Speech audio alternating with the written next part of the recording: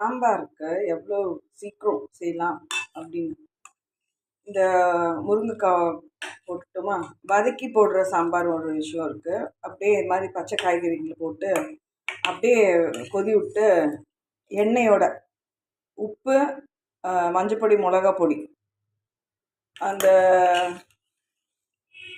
முருங்கைக்காய் என்ன காய் சேர்க்குறோமோ அந்த இது சேர்க்கலாம். இதில் சாம்பாருக்கு துவரம்பருப்பு வந்து ஸ்பெஷல்.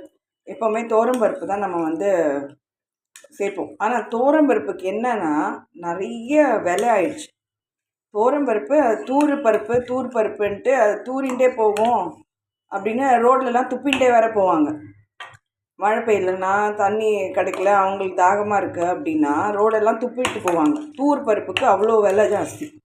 அதனால் நம்ம என்ன பண்ணுவோம், சாம்பாருக்கு வந்து 3 வகை பருப்பையும் சேர்த்துக்கலாம். ஏன்னா இது வந்து கன்சிஸ்டன்சி ஜாஸ்தியாக இருக்கும்.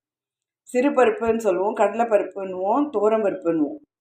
ஸோ அப்போ வந்து நம்மளுக்கு இவ்வளோ தண்ணி வச்சாலும் நம்மளுக்கு வந்துட்டு அது ஒரு நாள் 2 நாள் எத்தனை மெம்பர்ஸ் ஆஃப் த ஃபேமிலி சாப்பிட்றாங்களோ அதை பொறுத்து. வெறும் துவரம்பருப்பு போட்டோன்னா நம்மளுக்கு கட்டுப்படி ஆகாது. ஏன்னா அது வந்து விலை கூட. கடலை மாவு இல்லைன்னா கரைச்சி விடுவாங்க, இல்லைன்னா சிறு பருப்பும் இதையும் போட்டு சேர்த்து செய்யலாம். கொஞ்சம் கொஞ்சம் கொஞ்சம் கொஞ்சம் அதில் இருக்கும். கன்சிஸ்டன்சி நிறைய இருக்கும். நிறைய சாம்பார் வந்து அந்த நிறைய இருக்கும். ஆக்சுவலாக ரொம்ப தண்ணி விட்ட மாதிரி இருக்காது. ஒரு கூடுதலாக நம்மளுக்கு கிடைக்கும். அந்த சாம்பாரில் வந்து கடைசியாக நெய் விட்டு சாப்பிட்றவங்க நெய் விட்டு அப்படியே டேரெக்டாக சாப்பிட்டுக்குவாங்க. அப்படி இல்லைன்னா எண்ணெயில் போட்டே கூட நம்ம வந்து அதை கொதி விடலாம். பருப்பு வந்து மசிஞ்சிரும். எண்ணெய் வந்து முதலே சேர்த்தோன்னா பருப்பு வந்து சீக்கிரம் மசிஞ்சிரும். அதனால் கொஞ்சமாக அளவாக வந்து ஒரு கரண்டியோ இல்லைன்னா தாளிக்கிற அளவுக்கு எண்ணெய் வந்து அந்த சாம்பாருக்கு சேர்த்துக்கலாம். அப்புறம் என்ன வந்து அந்த மிளகா பொடி ரொம்ப ஸ்டோரேஜ் பண்ணி வைக்கிறதுக்கு கிச்சன் ரொம்ப பெருசாக இல்லை அப்படின்னு இருக்கவங்களுக்கு, ரொம்ப சிக்கனமாக பார்க்கணும் அப்படிங்கிறவங்களுக்கு எல்லா வகையும் சேர்ந்த மாதிரி ஒரு அரைச்ச இது இருக்குது, மிளகாத்தூள் இருக்குது. அது சாம்பாருக்கு போடலாம், பொரியலுக்கு போடலாம், வத்த குழம்புக்கு போடலாம். எல்லா குழம்புக்குமே வந்து அது பதம் வந்து சரியாக இருக்கும். நம்ம நிறைய மசாலா டப்பாங்க வைக்காமல் நிறைய இந்த வகை அந்த வகை அந்த வகை இந்த வகைன்னு நிறைய மசாலா தூளெல்லாம் வச்சுக்காமல். ஏன்னா இப்போ இந்த வெயிலுக்கு வந்து ரொம்ப காரமும் வந்து நம்மளுக்கு அவ்வளோ நல்லது கிடையாது உடம்புக்கு. ரொம்ப ஆயில் நல்லது இருக்காது.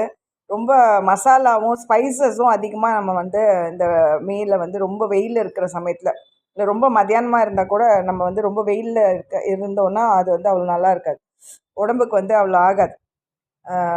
அதனால் மசாலா வந்து அந்த மாதிரி கொஞ்சம் எல்லாத்துக்குமே யூஸ் பண்ணுற மாதிரி வாங்கி வச்சுருந்தா அது வந்து கொஞ்சம் சிக்கனமாகவும் இருக்கும், ஈஸியாகவும் இருக்கும். நிறைய ஒரு அத்தனை வகை பதத்துக்கு வந்து செஞ்சுட்டு இருக்க வேண்டியது இருக்காது. இது குக் ஆனதுக்கப்புறம் எப்படி இருக்குன்னு பார்க்கலாம். இது ஆக்சுவலாக வேக தான் வச்ச காய்கறி. இது வதக்கி போடல. வதக்கி போடணுன்னா நம்மளுக்கு அது வேறு மாதிரி இருக்கும்.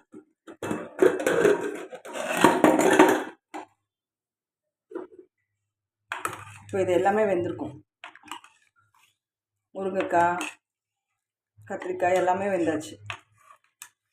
இதில் வந்து வெறும்னா இது மட்டும், அது என்ன, கடுகு, வெந்தயம், காஞ்ச மிளகா போட்டு கொஞ்சம் கொத்தமல்லி போடுவாங்க.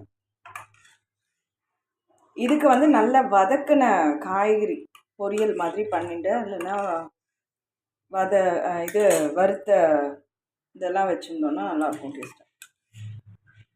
இது ரொம்ப குழைக்க வேண்டாம், ஏன்னா இது வந்து முருங்கைக்காவும் இதெல்லாம் வந்து அப்படியே உடஞ்சிடும். வெறும் பருப்பு மட்டுமே இப்படி நம்ம இது பண்ணி வச்சுட்டு இருக்குது.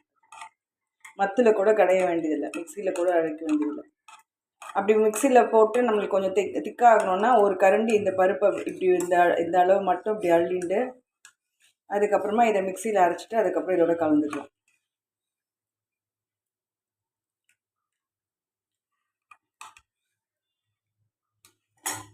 இப்போ இதில் நான் என்ன பண்ணுறேன், கொஞ்சம் வெந்தயமும் கடுகும் பொரிக்காமலே அதை வந்து இப்படியே நான் வந்து தூவி விட்டுறேன்.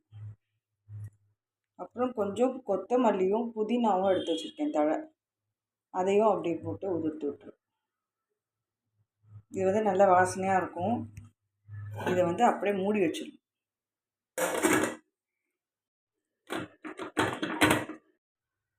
இந்த வத்தல் மிளகா காஞ்ச மிளகா இருக்குல்ல, அதையும் நம்ம வந்து தாளிக்கவோ இதெல்லாம் வறுக்கலாம் ஒன்றும் வேண்டாம். அதையே ஒரு 2ஆக கிள்ளிட்டு அதை அப்படியே போட்டு இந்த சாம்பாருக்கு கோவக்காய் இல்லை கத்திரிக்காய் அப்புறம் அவரைக்காய் அந்த மாதிரி இந்த காய்கறி இருக்குல்ல, அதை வந்து நல்லா வதக்கி நல்லா காரம் கொஞ்சம் காரம் போட்டு சாப்பிட்டோன்னா ரொம்ப டேஸ்ட்டாக இருக்கும். ஏன்னா இது வந்து கொஞ்சம் சிம்பிளாக இருக்குல்ல, காரம் கம்மியாக இருக்குது. அதனால் தொட்டுக்கிறதுக்கு வந்து கொஞ்சம் காரத்தோடு இருந்ததுன்னா நல்லாயிருக்கும். ஊறுகாய் இல்லாமல் காய்கறியாக சேர்த்துக்கிறது.